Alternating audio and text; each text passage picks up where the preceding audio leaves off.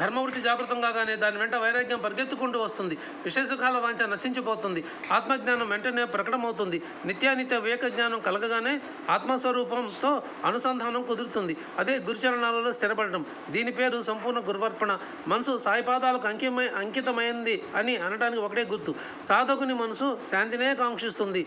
అతని భక్తి పూర్తిగా వికసిస్తుంది. ప్రేమపూర్వకమైన గురుభక్తికి ధర్మం అని పేరు. అంతటా నేనే ఉన్నాను అన్నది జ్ఞానసారం. విషయసుఖాలలో ఆసక్తి లేకపోవడం పరమ వైరాగ్యం. దాంతో ప్రపంచం నుండి మనసు విరమిస్తుంది. ఇటువంటి భక్తి యొక్క మహిమ ధన్యం. ఏకాగ్ర మనసుతో ఎన్నైనా భక్తిని సాధించిన వారి ఆధీనంలో శాంతి, విరక్తి, కీర్తి మూడు ఎప్పుడు ఉంటాయి. ఇటువంటి గురుభక్తి ఉన్న వారికి ఏమి లోటు ఉంటుంది? మనసులో దేనిని కోరినా అవి అప్రాయసంగా లభిస్తాయి. ఇటువంటి భక్తి ఉన్న చోట బ్రహ్మస్థితి దాసివలే ఉంటుంది. అక్కడ మోక్షాన్ని ఎవరు ఖాతరు చేయరు. అట్టి వారి పాదాల వద్దకు పుణ్యతీర్థాలు చేరతాయి. గత అధ్యాయంలో దీక్షితు భాగవతాన్ని పఠించడం, నవయోగుల యొక్క భక్తి వర్ణన, సాయి యొక్క పాదదర్శనం, సాయి భక్తుడైన ఆంధ్రావు ఫాకడే తన స్వప్నోత్తంతాన్ని చెప్పడం మరియు సాయి యొక్క భక్తి వైభవాన్ని గురించి చెప్పబడింది. బాబా తమ దరికి చేర్చుకున్న వారు తమ ఇంటిలో ఉన్న లేదా ఎక్కడో ద్వీపాంతరంలో ఉన్న శ్రీ సాయి ఎలవేళ్ల వారి వద్దే తప్పకుండా ఉంటారు. భక్తులు ఎక్కడెక్కడికి వెళ్ళినా అక్కడక్కడికి ఏ ప్రదేశమైనా బాబా ముందుగానే వెళ్ళి నిల్చొని అకస్మాత్తుగా వారికి దర్శనమిస్తారు.